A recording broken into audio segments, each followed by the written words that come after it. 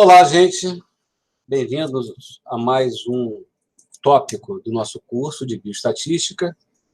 Eu me chamo Dalmo Machado, sou professor do programa de pós-graduação em Ciências Cardiovasculares, do programa de pós-graduação em Enfermagem da Universidade Federal do Estado do Rio de Janeiro e do mestrado profissional em Enfermagem Assistencial da Universidade Federal Fluminense. Vamos a mais um conteúdo do nosso curso.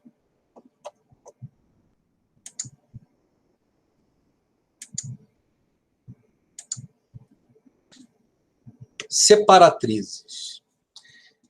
No conteúdo anterior, nós terminamos fazendo aquela tabela de dados agrupados para obtenção da média, né? Chama atenção que para a obtenção da média aritmética se faz necessário o somatório da coluna x, i, f, i dividido pelo n. Lembrando que, caso os dados não estejam agrupados, considerar o valor de xi como o valor da coluna indicadora. Nós continuaremos os exercícios a partir daquela tabela de distribuição de notas e chegaremos ao conceito de separatrizes. Então, ao que se propõe uma separatriz? Note que a média, ela leva em conta o peso, a magnitude de cada uma unidade amostral. Imagine que eu tenho os seguintes números: 10, 40 e 50. Então, eu tenho uma unidade que tem um peso 10, uma segunda unidade que tem um peso 40, e eu tenho uma terceira unidade com peso 50. Se eu somo tudo, eu obtenho 100. 100 dividido pelo número de observações, ou seja, 100 dividido pelo número de observações, eu tenho o valor de 33,33. Então, a média, ela diz o seguinte: é um número que resume um conjunto de informações. Note que a média ela tem uma característica bastante marcante, que cada observação ela vai contribuir para o valor final. Imagine se nós fizéssemos um erro de digitação. Colocássemos 10 mais 40, mais, ao invés de digitar 50, saiu 5. E aí você pega esse mesmo conjunto de dados, divide pelo número de observações, veja que sua média foi altamente influenciada, né? O que era 33 foi para 18. De outra forma, 10 mais 40 mais, ao invés de bater 50, saíram 500, um simples erro de digitação. O que acontece com a sua média? Vai lá para o espaço. Então, percebam que a média ela tem essa característica de ser, entre aspas, altamente influenciado pela magnitude de cada observação. Correto? Em se opondo a isso, existe um capítulo, né, na bioestatística que nós chamamos de separatrizes. Ao que se propõe as separatrizes? Dividir um conjunto de observações a partir de determinadas divisões. Perceba o seguinte: se eu tenho um conjunto de 3 números, esses 3 números equivalem a 100% do meu conjunto. Se eu tenho 3.000 números, são 3.000 observações que formam 100%. Então, se eu fizesse uma divisão exatamente no centro, onde 50% esteja abaixo desse centro e 50% esteja acima desse centro, eu dividi esse 100% em duas partes de 50. Então, essa é uma exemplificação de um tipo de separatriz, nesse caso, uma mediana. Se eu pegasse aquele conjunto de dados iniciais, 20, 40 e 50, a mediana desses números, repito, o mesmo conjunto de dados, 10 mais 20 10 mais 40 mais 50, eu tenho um somatório 100 e eu tenho um N de 3. Todavia, eu sei que a média ficou 33,33, que nós já fizemos lá atrás. Mas qual seria a mediana desse conjunto? Seria aquele que ocupa a posição central. Ou seja, se eu tenho um N de 3 observações, qual é a posição central? É a que ocupa a posição do meio. Nesse caso, 40. Então, vejam que era 33,33 de média, aqui ficou 40. E se por acaso eu incorresse no mesmo erro, ao invés de ficar 10, 40 e 50, ficasse 10 mais 40 mais 500, note que a posição central permanece a mesma. Ou seja, diferentemente da média, a mediana ela não leva em conta a magnitude de sua observação isoladamente, e sim o encadeamento dessa observação a partir de um conjunto ordenado de observações. Então, a mediana aqui, se fosse 50, 500, 5 mil, 5 milhões, continuaria sendo 40. Tá? Então, esse foi só um exemplo, a gente vai trabalhar melhor e explicar como que isso funciona. Mas esse foi um exemplo de mostrar que eu tenho uma outra forma de resumir em um número um conjunto de observações. A média é uma delas, um tipo de medida de tendência central, um tipo de medida resumo, número resumo. A mediana é um outro. Qual é a diferença básica entre eles? Diferentemente da média, a mediana não leva em conta a magnitude de cada uma das observações, e sim em que momento ela se apresenta num conjunto de dados ordenados. Muito bem.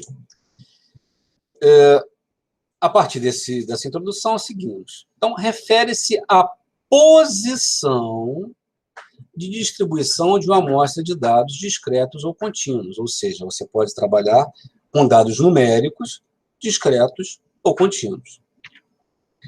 Trata-se da posição ocupada por divisores percentuais da amostra, ou seja, são números que ocupam uma fração de até 100% da distribuição. Por exemplo, se eu tenho 100%, não importa quantas observações eu tenho, o número 100 fica mais fácil, mas se eu tivesse 327 equivaleria a 100%.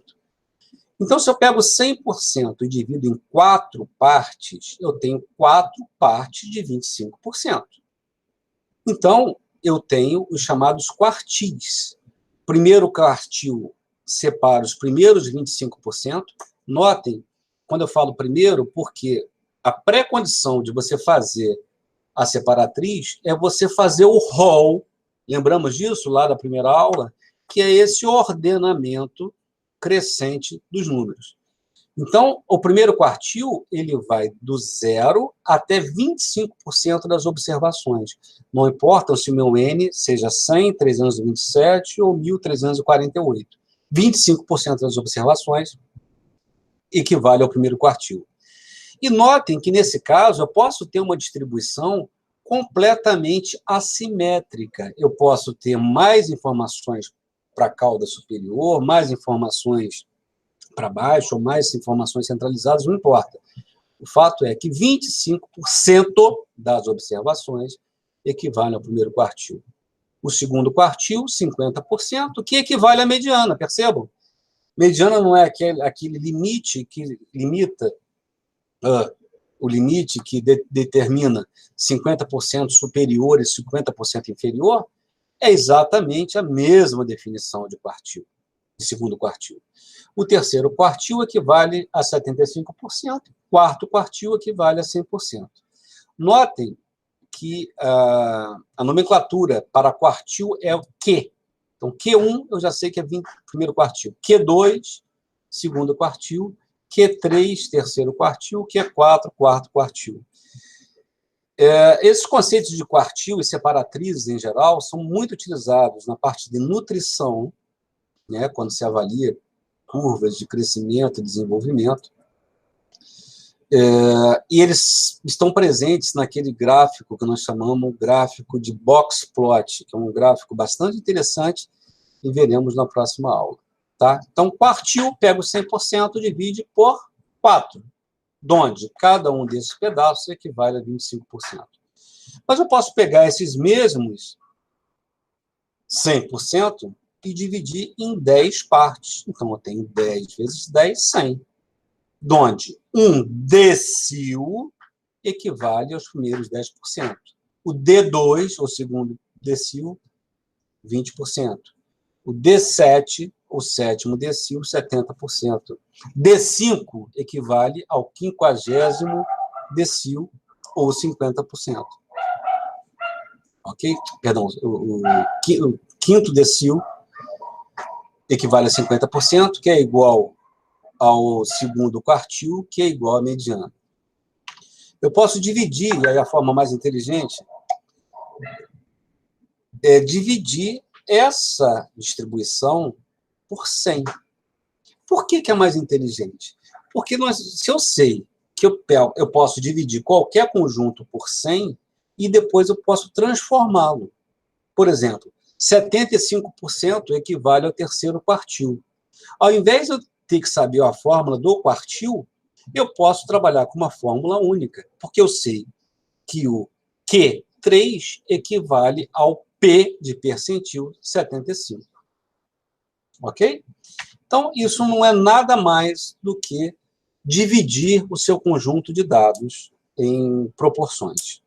Então, aqui esse resumo que nós falamos, ó, P50 equivale ao 50º percentil, que equivale ao quinto decil, que é a mesma coisa do segundo quartil, que é igual a mediana, por exemplo.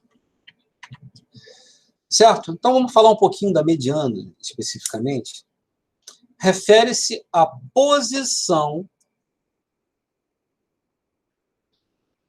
constituindo-se na medida de escolha para amostras assimétricas, ou seja, quando eu tenho dados em que não estão harmonicamente ou semelhantemente distribuídos, a mediana torna-se a medida mais adequada justamente por não levar em conta a magnitude da observação, e sim a sua distribuição. Como é que eu faço para calcular a mediana? Hall refere-se ao número que ocupa a posição central, caso o seu n seja ímpar, ou a média entre os dois números centrais, caso seu n seja par. Nós já vamos fazer. Em caso de variáveis discretas, ou seja, sem a estratificação, utiliza-se a seguinte forma. Vamos lá, vamos decodificar o que nós falamos. Eu sei que a mediana equivale ao número central de uma distribuição. Então, vamos imaginar um conjunto das seguintes observações: 38, 12, 25, 43 e 71. Ok? Esse foi um exemplo que eu dei aqui. Vou só botar aqui para a gente não se perder. Eu falei 38, 12, 25, 43 e 71. Então, notem que eu tenho 1, 2, 3, 4, 5. Então, o meu n igual a 5. Aqui ele está me dando o somatório, mas não é isso que me importa. Eu sei que eu tenho 5 observações. 38, 12, 25, 43 e 71. Qual é o próximo passo? A gente fazer o rol. Lembremos o que é o rol. É o ordenamento dessas observações de maneira crescente. Pode fazer 2 minutinhos, 5 números é mole, né?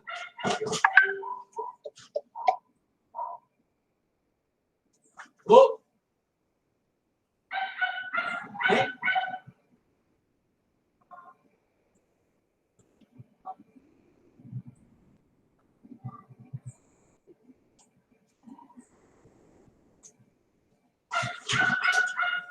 Bom, então, reordenando isso, como é que ficaria? Em ordem crescente, vamos lá. 12, mais 25, mais 38, mais 43, mais 71. Tem os mesmos 189. Então, como é que eu calculo a mediana para dados brutos ou não agrupados? Pego o meu conjunto de dados, faço o rol. E qual é a fórmula da mediana? Notem que é x til. A fórmula da mediana é x til. A média é x barra. Vamos nos acostumar com esses termos. Qual é a fórmula da mediana? N mais 1 dividido por 2. Vamos substituir os termos? Qual é o meu N? Qual é a minha quantidade de observações? 5. Mais 1, 6. Dividido por 2, 3. O resultado da mediana é 3? Não. A mediana é calculada a partir da terceira posição. Então, essa norma aqui, essa fórmula, vai dar a posição que nós vamos olhar no rol. Então, 5 mais 1, 6, dividido por 2, 3. Então, eu tenho que procurar no rol quem é que ocupa a terceira posição. Posição 1, posição 2, posição 3. Então, quem é a posição 3? Um número 38. Então, a mediana desse conjunto de dados equivale a 38.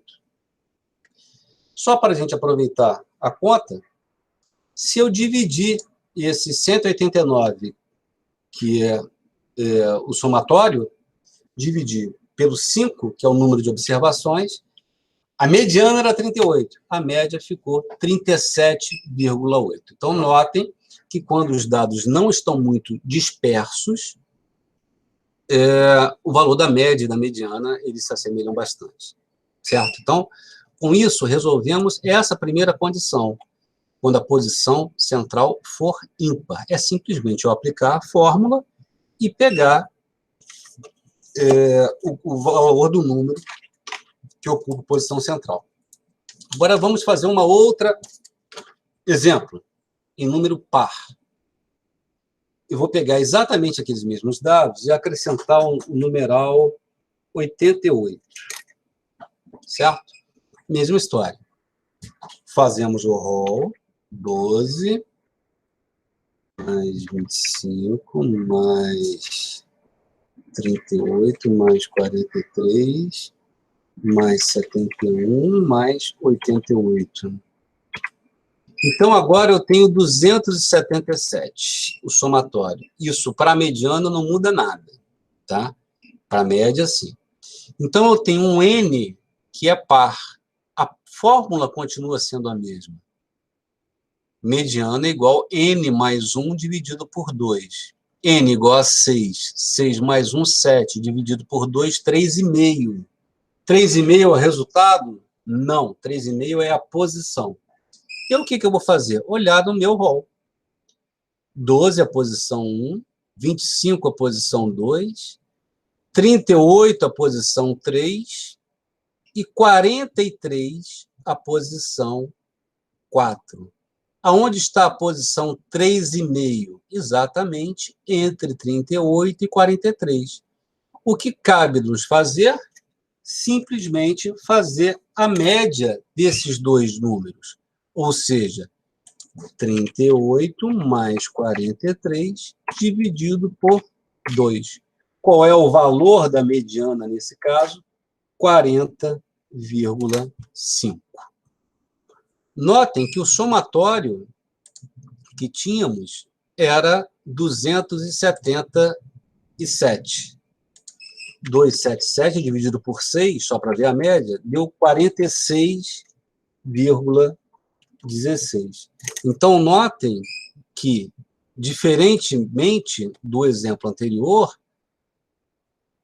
quando eu coloquei um valor maior, que foi esse valor de 88, a diferença entre média e mediana se tornou maior, certo? A mediana deu 40,5 e a média 46,16. Tudo bem? Isso depois a gente vai ver que isso é feito muito facilmente pelo Excel, mas é importante que a gente tenha esse conceito. Pois bem, o que tem que ser pensado é que eu posso e devo calcular a mediana ou qualquer outra separatriz para dados agrupados, que é o que a gente vai ver na maioria das vezes quando estivermos redigindo o nosso artigo, correto? Então, esse exercício que foi feito aqui serve para dados brutos ou dados não agrupados. Qual é a fórmula? Mediana igual a n mais 1 dividido por 2. Esse resultado é a posição ocupada pelo número. Se o meu n for ímpar, essa posição vai estar cravada em cima de uma observação. Se o meu n for par, eu pego os dois números centrais, no exemplo, entre 3 e 4 é a posição 3,5, e faço uma média simples desses dois extremos, e ali no centro eu tenho a minha mediana. Certo? Então, agora vamos começar a encrespar um pouquinho, não precisa convulsionar, vamos fazer isso bem suave, mas eu gostaria que vocês tentassem fazer isso à mão, e depois a gente parte para alguma ferramenta. Então, nós já entendemos que se eu transformar qualquer valor em percentil, eu só tenho que decorar uma fórmula, eu tenho que saber somente uma fórmula. Imagine o seguinte, eu tenho aqui uma fórmula, que aparentemente é uma fórmula cabeluda, né? Para percentil. Eu teria que ter uma fórmula para decil? Existe. Uma fórmula para tercil, uma fórmula para quartil. Mais fácil eu entender que qualquer número, qualquer valor, pode ser transformado em percentil e, a partir daí, trabalhar. Notem que nós estamos falando agora de percentis ou separatrizes para dados agrupados. O que eu chamo de dados agrupados? Aqueles que possuem extratos de tanto a tanto, de tanto a tanto, como o exemplo que nós fizemos das notas. Tá? Então, vamos bem suave entender isso aqui. P vem de percentil. Esse I, se a gente for entrar a fundo em estatística, isso quer dizer a iésima posição, ou a posição do número de interesse, que poderia assumir qualquer valor. Para ficar mais fácil, vamos entender esse I como interesse. Não é isso, mas vamos entender o que é, como se fosse interesse. Então, o meu percentil de interesse, ou seja, se eu quero calcular o terceiro quartil, eu vou substituir o I pelo 75. Se eu quero fazer o sexto decil, eu substituo o I pelo 60, e assim sucessivamente. Então, esse I vai ser de interesse. Então, aonde tiver I, a gente já sabe que eu tenho que trocar pelo o valor, pelo interesse que me interessa. Se for mediana, 50, e assim por seguinte. Então, o percentil de interesse vai ser igual ao limite inferior que contenha o percentil de interesse, isso a gente vai ver aqui no gráfico, mais IN sobre 100, que a primeira coisa que nós temos que fazer é esse pedacinho aqui da equação. IN sobre 100. Como é que ficaria o IN sobre 100? I, eu sei que é o de interesse. Se for mediano, por exemplo, 50 vezes N, o número de observação, 100 é uma constante. Então, a primeira coisa que eu tenho que resolver é esse pedacinho aqui, guarda esse resultado. Então, o limite inferior do percentil de interesse, mais, parênteses, IN sobre 100, menos o somatório da frequência acumulada acima do percentil de interesse, já eu mostro isso, vezes o H continua sendo aquele exatamente mesmo H, ou seja, a diferença entre os dois extremos do extrato, dividido pela frequência simples do percentil de interesse. Tá? Eu sei que está abstrato. Vamos fazer um exemplo aqui que vai ficar bem fácil. Então, notem, essa aqui é aquela tabela que nós tínhamos, que vocês fizeram, que vocês chegaram à média aritmética, lembra? Somatório de x e fi, 181,50, dividido pelo n, que era o 36. Então, eu recortei para cá essa fórmula, certo? A primeira fórmula para a gente trabalhar aí. Então, qual é a primeira questão? Vamos supor que eu queira fazer os D6, o primeiro exercício aqui, o D6, que equivale, se eu sei que o decil divide os 100% de observações em blocos de 10, o sexto decil equivale a 60%. Ou seja, 60% em percentil equivale ao P60, correto? Então, substituindo aqui os termos, P60 igual, tá? Então, a primeira modificação seria essa, trocar esse izinho pelo 60. Como eu falei, a primeira coisa a ser feita é essa continha aqui, ó, IN sobre 100. Ora, se eu tenho I equivale a 60, vezes N, que é 36, divido por 100. Perdão, acho que multipliquei, né? IN e 60 vezes 36 dividido por 100. Ok, 21,6. Vou guardar aqui na memória, tá? Então, 21,6 é o resultado do meu IN sobre 100. Tá? Guarde esse número. Como é que eu cheguei a esse 21,6? Peguei o I, que é o interesse, no caso, eu estou interessado no sexto decil, que equivale ao P60, 60 vezes 36, que é o N, ou seja, o somatório de FI, dividido por 100. Então, aqui deu 21,6, correto? Qual é a primeira coisa a ser feita? Vamos ver quem é o limite inferior do percentil de interesse. O que é isso que eu estou dizendo?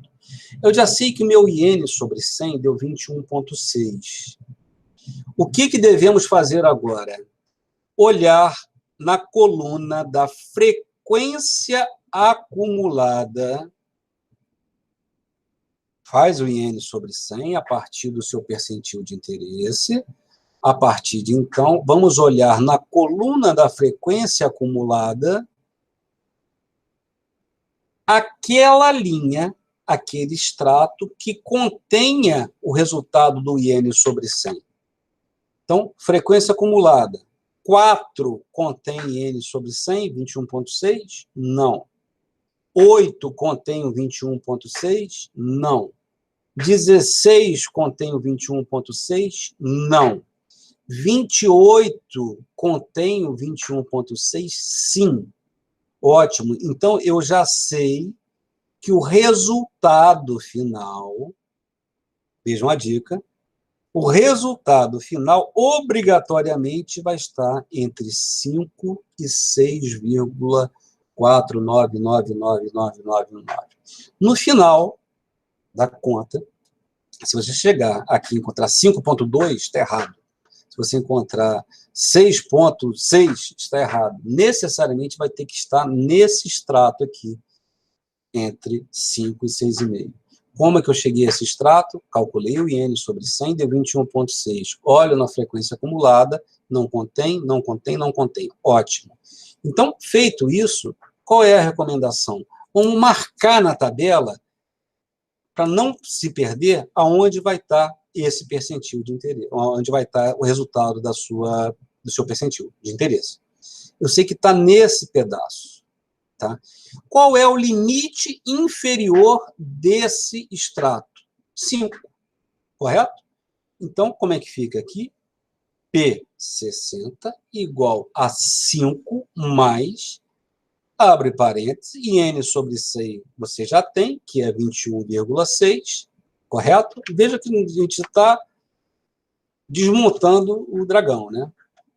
Eu tenho aqui 21,6, substituo, menos somatório do F anterior ao extrato que contém o percentil de interesse. Aonde que eu vou achar isso?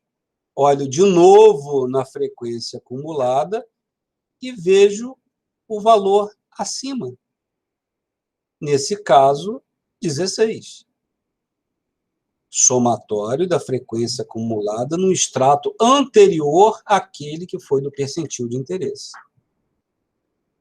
Certo? 16. Aí, se o meu percentil de interesse estivesse nessa primeira coluna, eu ia colocar o quê? 0. Menos 0. Tudo bem? Então, substituindo aqui os valores, P60 igual a 5 mais 21,6 menos 16, fecha parênteses, vezes H. O que é o H? A diferença entre os extratos, que equivale a 1,5, né? Correto? Vamos dar uma andada aqui para 5, já está lá destacado. 16 é o outro valor. O H é essa diferença. 6,5 menos 5 vai dar 1,5. E agora falta só o denominador. O denominador, notem que eu chamei 2 vezes a frequência acumulada. Correto? No denominador, vamos olhar para a frequência simples. Ou seja, eu vou olhar para o FI. E pego qual número? O valor do FI do percentil de interesse. Ou seja, onde que eu vou... Qual é o denominador? 12. Ok? Então, feito isso, é substituir os termos. E aí onde eu tenho que 60 vezes 36 dividido por 100 dá 21,6, é meu iene sobre 100. Pego a fórmula, substituo os valores e obtenho o valor de 5,7, que equivale ao D6 dessas notas de alunos. Correto? Duas observações importantes. A primeira é o seguinte, notem que esse somatório é da fração inteira, correto? Ou seja, o sinal de mais está fora da fração. É o 5 mais tudo que acontece aqui. Isso normalmente é uma fonte de erro. E a outra coisa são os sinais. Primeiro soma e depois diminui. É onde se erra com frequência. Certo? Então, o conteúdo de separatrizes é exatamente esse. Se eu quisesse fazer a mediana, D50, que era I, o PI, que era 60, passa a ser o P50, daí vai. Então, fica aí de atividade para o lar, vocês calcularem o Q1 e a mediana. Certo? A cola está aí, os resultados. A Q1 vai dar 3,69, a mediana vai dar 5,25, depois confiram para ver se bate com os resultados obtidos por vós. E aqui, só para a gente não perder o caminho, existe uma outra medida de tendência central que nós chamamos de moda. O que é a moda? Como o próprio nome já sugere, é o que mais aparece, né? Nós temos distribuições que são monomodais, existem distribuições bimodais e assim vai. Ou seja, a frequência maior de observação. E existem diferentes maneiras de se calcular a moda, não simplesmente olhar a tabela de frequência. E uma das fórmulas mais utilizadas é essa fórmula de Pearson. Esse Pearson ele vai aparecer para o resto da vida de vocês. Vão acordar com Pearson, dormir com Pearson. e vão casar com o Pearson. Pearson vai estar o tempo inteiro. E ele diz que o quê? A mediana, MO é a abreviação de mediana. A mediana é aproximadamente moda. A moda é aproximadamente o triplo da mediana menos o dobro da média. Certo? Então, é o que nós tínhamos para esse momento. Espero que tenha sido esclarecedor para vocês. E até o próximo conteúdo. Valeu, gente!